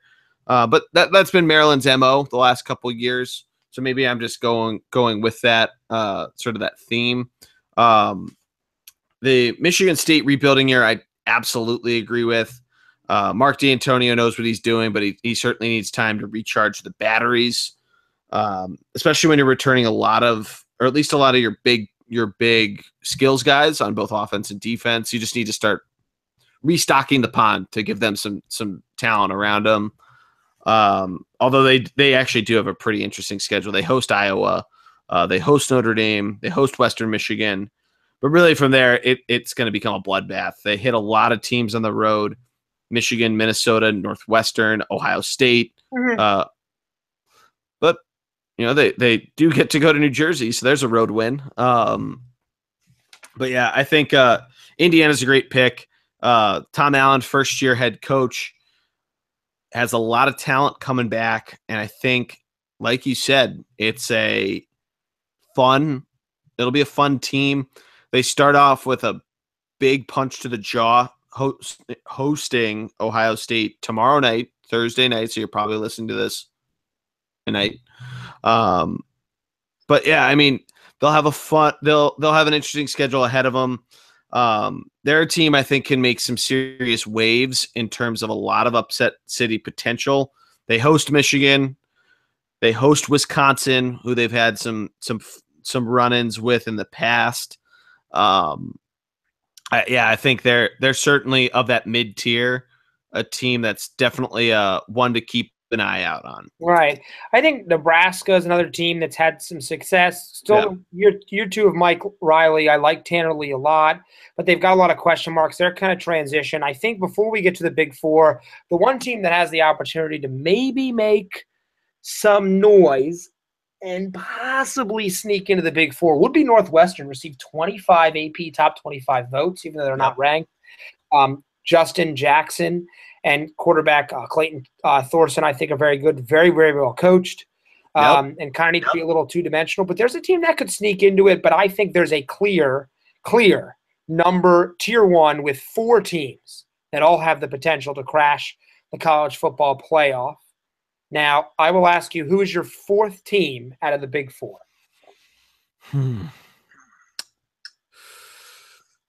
Oh, God. You can say them if you don't want to say it. I want to say it out of just complete bias because I really don't like them. Your brothers are going to shoot me. I'm going to say Penn State. I'm going to throw them out. Throw them out. Partially because I love Wisconsin. I obviously love Michigan. And it's hard to – I can't read what you're yeah. All right, you're agreeing with me. Yeah, all right. I couldn't read it. You guys could probably see it a little better, but I couldn't. Overrated. Now, first of all, they all complained last year how they didn't make the college football playoff over. You didn't deserve it. You didn't. I'm going to calm down. You didn't deserve it, though. Penn State not. Look, you lost 49-10 to Michigan. I know Michigan was a top-ranked team. You also lost to Pitt, who I know beat Clemson. Great. I'm so excited for you. You did not beat. You can't lose 49-10 against a team that's not ranked number 1. You lose 49-10 against Alabama. Okay, I've got a different story. As much as I love Michigan, I think they lost. Here's part of it, and we've talked about this before, of games that later mean something. Part of it's Pitt. One's Pitt because they eventually beat Clemson. Another's Minnesota because they eventually came in second in the Big Ten West. Another's Temple because they eventually won the American Conference. They beat Maryland by 24 points. But yeah, you get routed by Michigan. You beat Ohio State, and that was a great game, and it was an awesome time, and I was there. But like, you can't. This is where the chaos theory of the CFP comes in. Of that, you need to beat your opponent so badly that they are not so badly that they can continue to hobble across the finish line, mostly intact. But even that Wisconsin win, you had a great comeback. I get it. You had an exciting Rose Bowl, but you really got by on the skin of your teeth on a lot of these games. You're returning, in my opinion, a really subpar quarterback, and I think a lot of objective Penn Staters would agree. Shaquan Barkley's going to be really good. Right. James Franklin's a really good coach. Barkley's a top 5 pick in the NFL. Oh, yeah. The best running back prospect to come out in the last decade. He's going to be unstoppable. But I'm with what you said about McSorley and also just the rest of the team. I think being the 4th team in the Big Ten still could get you a New Year's Day bowl. That's how good I think the top of the conference is. But I'm with you. No, I agree with you. Yeah, I agree. I mean, and that's why I wanted to table the ACC discussion on New Year's Day bowls, because that's where it can get fun for nerds like us. But yeah, I just don't think, especially you have to go to Ohio State this year. I don't know if that's a win. Sure, you get to host Michigan, and that's fine and everything, but back-to-back weeks, especially if Michigan comes in and punches you in the mouth, which Harbaugh is, at least he's going to come out punching and make sure his guys do too. You have to go to Northwestern as well. We just talked about them to make, especially when you're looking at a revenge game after a bye week with Michigan. So who knows? Right. It'd be interesting to see if they hosted it, or if they went to Indiana, they host them the week before, see how that might shake out. But who do you got number 3? I'm interested in hearing. Just because I don't want everyone to think I just don't like Penn State, and also that I'm a huge homer. I actually have Michigan at number 3. Yeah, I do too. It kills me, but I know. I still think the game against Ohio State will determine if they have a college football playoff spot. They're young on defense. I do love Mike McRae at linebacker. I think they still have a ton of talent, but you lose Peppers, Jordan Lewis, Taco Charlton. You lose Devon Smith on offense. Your 2 starting wide receivers. I think they're going to have a very, very good year, potentially great year. But if they don't beat Ohio State, I don't think they have it in them. I like Wilton Spate enough, but I think they're going to end up being number 3. Yeah, I think they're number 3. I think there's 2 things that concern me. One is this Saturday. It has an eerily, and it's not Alabama that you're facing, but eerily familiar start to like 2012 when Michigan had that game against Alabama and they got routed, and then it was just kind of with Denard Robinson. Okay. The thing that really concerns me, though, and it's against the teams that we're having is ranked 1 and 2, but you go to Wisconsin, and then you host Ohio State to close out the season. I think you have a great shot at beating Ohio State. You got really close in the shoe last year. But going to Wisconsin, a place where you saw Ohio State get by the skin of their teeth, and Michigan got close last year at home against Wisconsin, a 14-7 win. I mean, that's what concerns me. I don't know if I'd go as high as a potential college football playoff berth just because of how concerned I am there. My expected win, I'd say a 10-2 is almost a safe bet, maybe 9-3 in terms of their record going into bowl season. But it'll be interesting to see how everything shakes out for them. The rest of their schedule shouldn't be too tough, except for at Penn State, like we talked about. At Indiana, we do get to see that that upset city potential, but nothing really else sticks out like a sore thumb to me in terms of what could be a loss. Right. But that end of the season it's concerning. I actually think that Michigan's a better team than Wisconsin, but I think the division difference is going to hurt. I also think this might be one of the most Wisconsin teams ever. Wisconsin might have their most Wisconsin team ever, if that makes sense. Steady run game. I'm glad we're changing how Wisconsin is spelled. You're adding an E to it. I did add an E. Well, that's all right. I don't care. Look, the Badgers are going to be good. They've had double-digit wins. Their first 2 seasons under Paul Chris. I think they're a really, really good team. And so that's nice. But I don't think I hate to say this, but I'm going to tell you, Ohio State is really good. Yeah, they're really good. They're pissed off. They got embarrassed last year in the college football playoff. They're out for revenge. Urban Meyer, really good at revenge.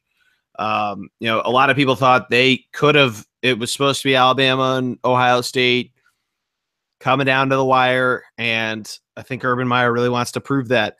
He's starting the season on the road, which seems really out of the ordinary for him. He's got a fun schedule ahead of him. He's got a tough cross division going to Nebraska, to Iowa, who I think regresses but still potentially tough. At Michigan, huge.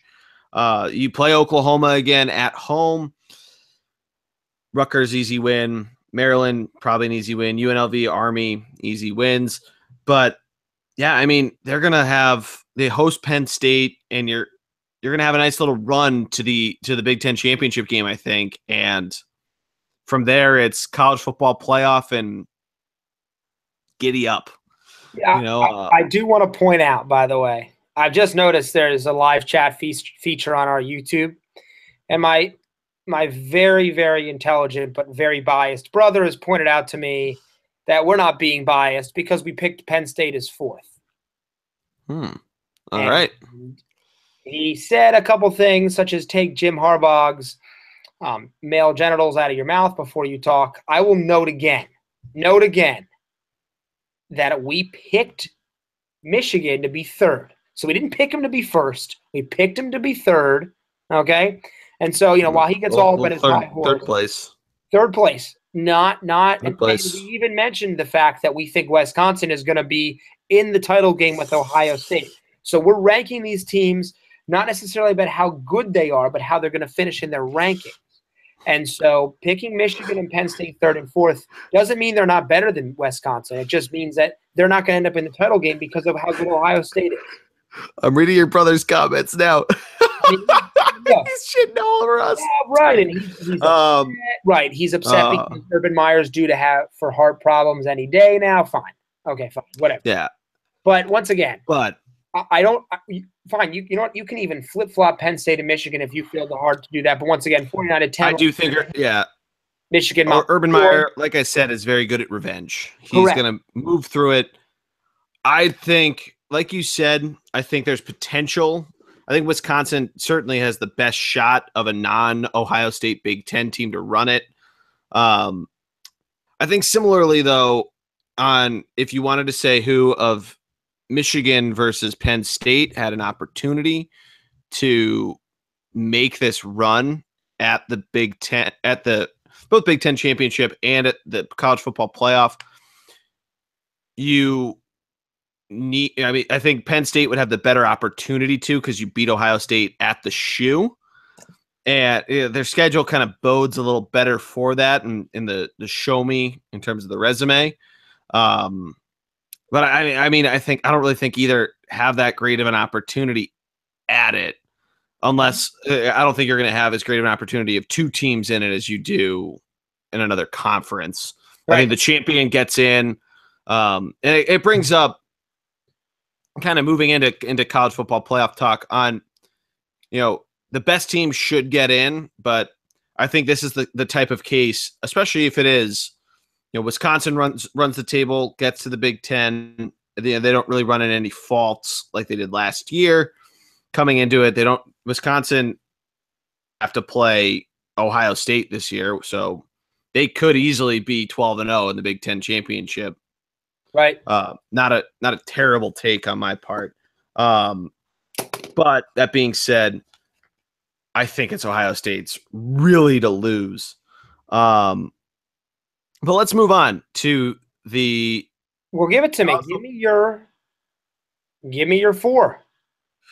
All right, my 4. I went on a really big limb last year, and I looked at a couple of my picks. I got 2 right. I did have Alabama, and I did have Ohio State.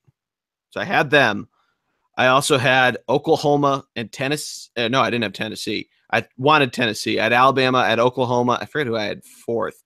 But it was not good. I'm going to go pretty chalky this year. It's hard not to, especially from how we were talking tonight. Ohio State, and this is no particular order, Alabama, Florida State, and USC. A lot of chaos on top.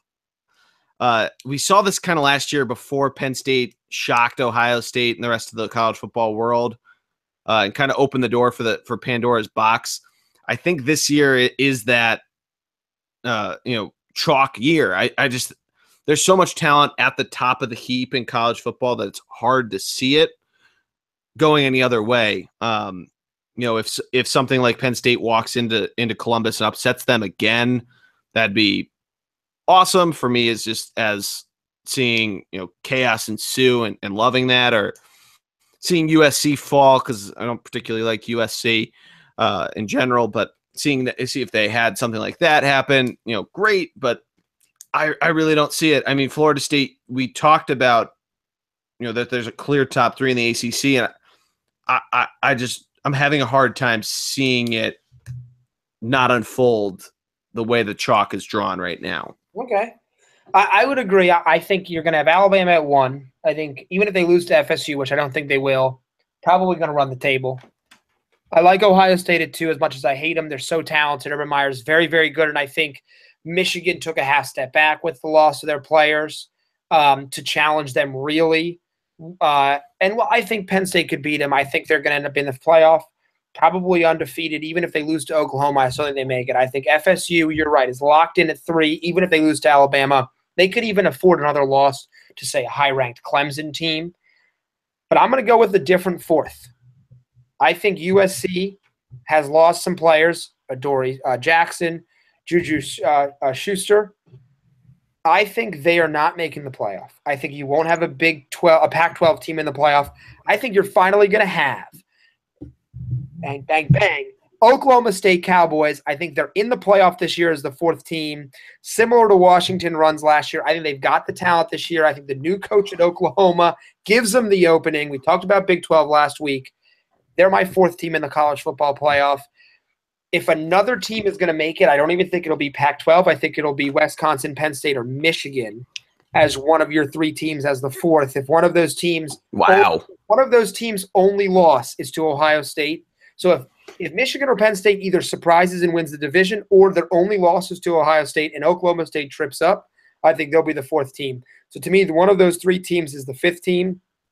I don't think it'll even be Wisconsin. I think Michigan or Penn State will end the year at 5. And just like last year, one of those 2 teams is going to be furious they didn't make the playoffs. But I don't know how you can argue against Alabama, Ohio State, and FSU if they all have it, even if they have 1 loss. Yeah, exactly. That's sort of the point is you see that happen, especially with these early games. It's hard not to see them make that run. The interesting thing would be if there is an early loss and a late loss, a 2-loss team, and see whether or not you get one. Right. The only kind of late loss that I could see working would be like an Ohio State late loss. I don't think maybe Alabama because of their pedigree. But like if Florida State is 11-0 and loses to or is like 10-1 and loses to Florida, they're 10-2. They still go out and win the ACC. They're 11-2. Over a would you put them in? Penn State team ranked at 6th. I don't know. Over a 1-loss Clemson team ranked at 5. That's going to be tough if a top 10, top 15 team has 1 loss. I don't know. I agree that Florida State might get in with 2, but it will be a lot. Now, see, the interesting thing is it kind of comes into this who beat whom, who went where, who did what. Obviously, if Clemson's that 1-loss team and they're one of the teams that beat Florida State, they're in. I think that's, for me at least, that's easy enough. They beat them. They have a better record. They're in.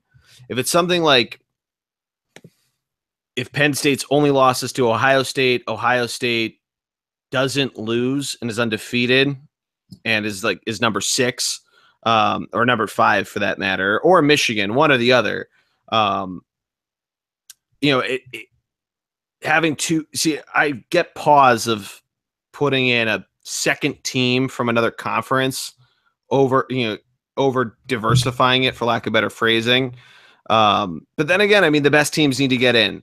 So if it's something where they're both sitting at, or the hypothetical Big Ten number 2 team, Michigan Michigan, Penn State, Wisconsin Wisconsin would be 12-1 if they had a one loss. It would be interesting to see with a 13-0 Ohio State there. There's a lot of chaos theory that comes into this. And the Big 12 is the ultimate equalizer because they're the fifth conference sitting where they are, and they're, where they are in terms of their power and where that balance could shift. Interesting that you don't have a Pac-12 team, considering how high we think of it. Is it something where you just think they're going to beat the crap out of each other? Yes, and I think USC is slightly overrated as much as I like Sam Darnold. Okay. I think they're slightly overrated this year, and I think it's one of those things where they could have a little infighting. I also just am high on Oklahoma State, which is always a mistake because I like – That was me with Tennessee last year. I understand where you're coming from. I like Mike Gundy. I think this is the year if they're going to upset Oklahoma, and before like a TCU and a Texas kind of bounce back in that division, this is their time to dive in. But I'm with you. I think there's a lot of potential to have a lot of different teams. But I think there's some clear favorites in some conferences. And then I think there's some conferences where you can see a lot of headbutting and people fighting for that fourth college football playoff spot. I can see why people would want to have a different format, not just 4. I actually really like 5. I like 4th and 5th. A playing game? Play-in game. And I understand that means you're going to have to play the number 1 seed the next week. But you know what? Having a conference champion, a potential second-best team like a Michigan, Penn State, Wisconsin, or a Clemson, or a LSU, Auburn, gives you the opportunity to have a team that maybe just lost to one guy, one awesome school, and has the opportunity to play. Like imagine if Penn State could have played Washington to then have the right to play Alabama. That'd be great. That would have been pretty cool, especially in that theory. I think Penn State would have won that game. Right. But then again, I think USC was better than right. But you add Penn State to it. What about Oklahoma? What about Michigan? What about this team? That's why I'm a big component of 8, and that's sort of the conundrum of college football is the season is so short that you want it to matter. I think 8 though. Right, but you could have, and yet we have how many teams in March Madness? Yeah, you have 60. You have 68. And we're arguing about adding more teams. So, you never – and I know it's a different sport, but still, 64 – you never quite get to the sweet spot. Right. It's like saying in the NFL that the team that wins the division shouldn't necessarily have a home game in the playoffs. It shouldn't necessarily be a wild card team. Well, I understand that, but you know what? If the other team had just won its games, it would be there. If Penn State had beaten Pitt or Michigan, or if Michigan hadn't lost to Iowa, or if so-and-so team hadn't lost to so-and-so, well, guess what? They lost. The other team didn't. And I guess that's the hard part I struggle with. I didn't really agree with Ohio State being in last year. I thought Washington was more deserving. Ohio State lost. They got shut out by Clemson. So I quote unquote, I was right. But who am I to say? And so my concern is if you keep adding teams, when do you stop? Next thing you know, you're at 16 teams. And understandable. Right. Understandable. But I understand because if you did 8 teams, we would have Alabama, FSU, Ohio State. Let's say your Big 12 team is for Michigan, Wisconsin, Penn State gets you to 7. Let's just and then you add Clemson is 8, or you take away a Big 10. Well, I flipped you off there. Take away a Big 10 team, and you've got maybe LSU or Auburn or maybe Washington. So you're still going to leave a team or 2 out that you think might be worthy. Win your games, go undefeated in a Power 5 conference. You'll be in the you'll be in the college football playoff. I think that's pretty much guaranteed at this point if you're in the Power 5. Yeah. Yeah, I agree. That's sort of the conundrum of it of adding more. When do you stop? Also, it's weird to me of arguing, and I guess it's part of it. It adds to the argument, and it also makes these conferences want to be better. Of leaving one of them out, it doesn't seem to me, at least, seeing how every other college sport works their tournaments, because it's literally every other one that you win your conference, you automatically have your shot at the national championship, including the FCS, which is new. The Patriot League actually used to not have it. Shout out Lehigh. And the Ivy League used to not even partake in it, and I think they do now. But to me, it's just weird in seeing that, just having paid attention to other sports and gone to an FCS school. But no, I can see your argument to it, and it's just that's probably where I gain a little bit of worry of doing two teams out of the ACC or the SEC or the Big Ten, is that then you're excluding two of the power conferences. And you're right, win your games, you're fine. But that's why college football is so much fun to watch. Oh, I agree. And I'm very fired up this weekend. I've had a pretty good time discussing it. Can't wait to follow up throughout the year. Oh, yeah. Exactly. Oh, yeah. I think the key now is let's see how it goes. Week 1, let's see what we see. Does the team take a fall? Does the team rise to the top? I'm ready. I'm ready to go. Hell yeah. Let's pick our two games. Like I said earlier at the top of it, check out the post I'm going to put up on Friday at some point, probably in the afternoon, with the full slate, the final lines, my picks, both against the spread and straight up, the Funvee Tailgate blog post. But, Matt, what's the game you're most excited for this weekend? Well, we've touched on it a bunch. I'll let you talk about the other game. I'm going to go. It's got to be Alabama, Florida State, 8 o'clock Saturday. If you can't get excited for 1 versus 3, week 1, you can't get excited for college football. I want to see how Florida State attacks a new Alabama defense, and call it new, all fantastic. More importantly, I want to see Derwin James back on the field, potentially better than Jabril Peppers was last year. Can he affect as a hybrid linebacker, safety, nickel corner, whatever you want to call him? Can he affect Jalen Hurts running, Calvin Ridley catching, and Bo Scarborough pounding the ball? I'm picking Alabama. I think it'll be close. I think they've got too much, actually, offensively than they've ever had, and they're going to take Florida State down that way. That's my game of the week. It has to be. It's the best game of the college football season, I think, right now on the slate, as good as I think Oklahoma, OSU will be, Ohio State will be next week. That, to me, is the game of the weekend. I got to watch. Yeah, no, and that's definitely one. And it's what's nice about it, like you just said, it's not like the Alabama week 1 games that we've seen in the past that have been kind of bummers, I would say. Like a couple of years ago when they played Wisconsin, like you never really thought that Alabama might lose or they might get challenged. You know, it's kind of like, oh yeah, they beat Wisconsin. Okay, great. Good job, Alabama. Good job, Nick Saban. But yeah, my game of the week, like you said, or like you alluded to, is going to be Michigan, Florida. It's the only other game between ranked opponents. Number 11, Michigan, technically at number 17, Florida. It's a neutral site game. I guess Florida, though, gets the nod for the home team. It's at Jerry World, 3:30 on ABC. Michigan is currently a 5.5-point favorite. Over-under set at 43.5. I could see that over getting slammed pretty easily. Michigan, of course, not returning a ton on defense. Florida, we'll see how they go. I think, the rest of the slate should be interesting to see. Not a ton of upset potential, but yeah, I think it'll be interesting to see how Wilton Speight comes out. Michigan, it'll be interesting to see. Harbaugh finally released his roster.